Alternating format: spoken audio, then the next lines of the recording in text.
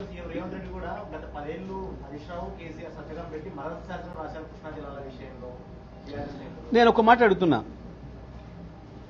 డేట్లు తారీఖులు పెట్టుకొని కూర్చుందాం ప్రజల సమక్షంలో, చెప్పు దెబ్బలకు సిద్ధమా అంటున్నా. నువ్వు ఉత్తమ్ కుమార్ రెడ్డి అయినా నీ ముఖ్యమంత్రి రేవంత్ రెడ్డి అయినా మేము సిద్ధంగా ఉన్నాం. చెప్పు దెబ్బలకు సిద్ధంగా ఉన్నాం, మీ సిద్ధమేనా?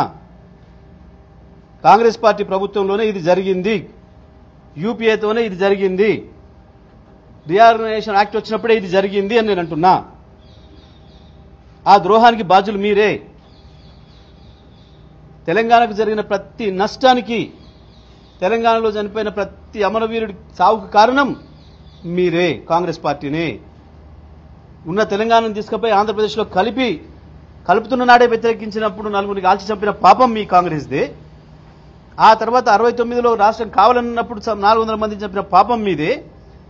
ఆ తర్వాత 2004లో పొత్తు పెట్టుకొని ఇవ్వకుండా సతాయించి ఆఖరికి కేసీఆర్ దీక్ష తర్వాత ఇచ్చినాక కూడా మళ్ళీ ఇచ్చిన ప్రకటన వెనుకకు తీసుకొని ఆంధ్రాలో కృత్రిమ ఉద్యమాన్ని సృష్టించి ఇక్కడ కూడా 400-500 మంది పిల్లలు మళ్ళీ చనిపోవడానికి కారణం కూడా మీ కాంగ్రెసే.